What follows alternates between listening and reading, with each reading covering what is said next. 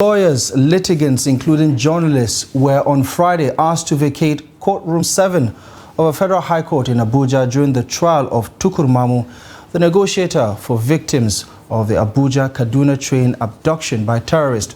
When the matter was called, Counsel from the Office of the Attorney General of the Federation, who is prosecuting the case on the federal government's behalf, told the court that their witnesses were in court for the trial. The counsel then urged Justice Eko to enforce the order granted the prosecution on Wednesday when the matter came up. Justice Eko, who granted the prayer, ordered everyone in the court to vacate the courtroom except parties in the suit. Now, the development was, however, contrary to the application by the prosecution that accredited journalists at the Federal High Court, saying that they should be allowed to observe the proceedings in the trial.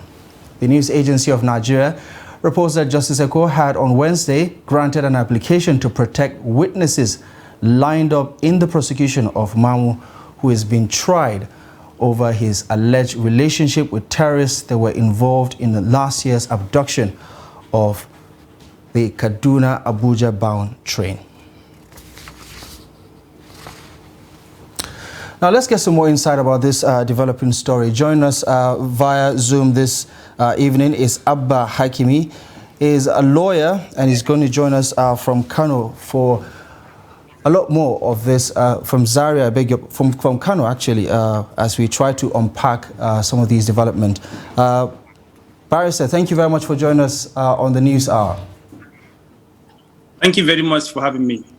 I'd like to get, first of all, your initial thoughts about this decision by Justice Eko to ask pretty much everyone in court to vacate. What do you make of this development? Well, first of all, it is important to understand that the Nigerian Constitution has actually mandated courts to ensure that proceedings in court are actually made public, and that is generally to protect the accused persons or the criminal defendants. It is presumed that when proceedings are public, the defendant will be given the justice he deserves because everybody will be witnessing the proceedings and the judgment of that of the court.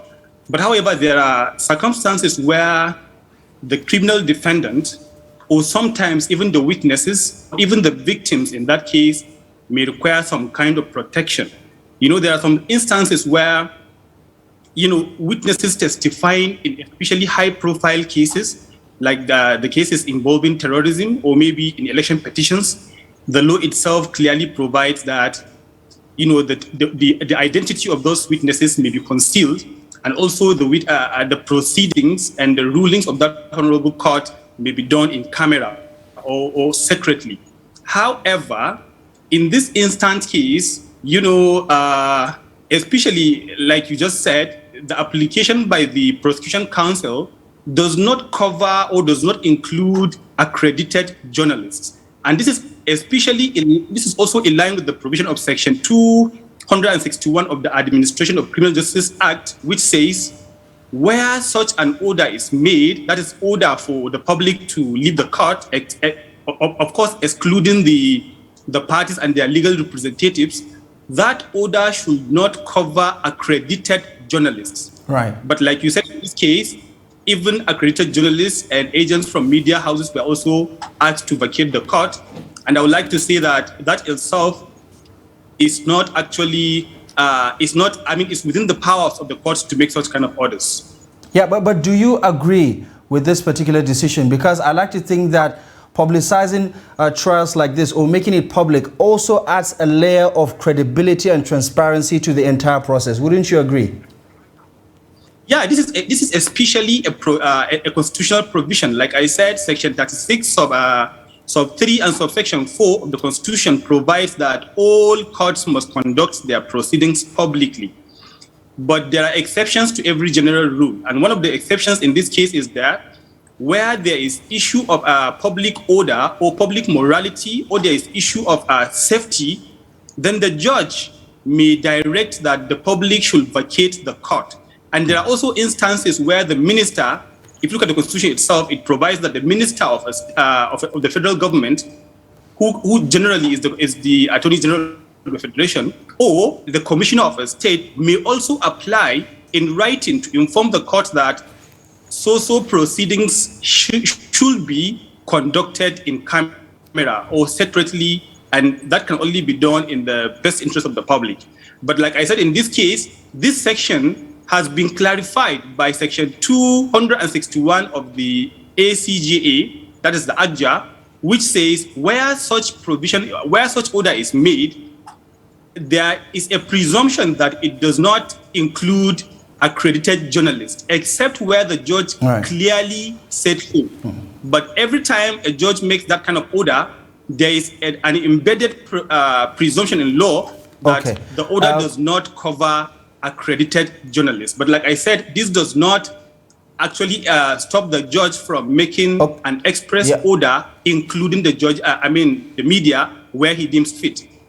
Barrister, I do understand and appreciate the explanation. However, there's a difference between members of the public sitting in a court during the trial and accredited journalists who, based on their own ethics, understand what it means to protect witnesses and certain information that could be really sensitive and that may undermine the process itself. And for some people, this is reminiscent of the 80s and the 90s when the military will conduct such trials in private of political activists. And we all know what that really means, because they would not get any sort of fairness to it.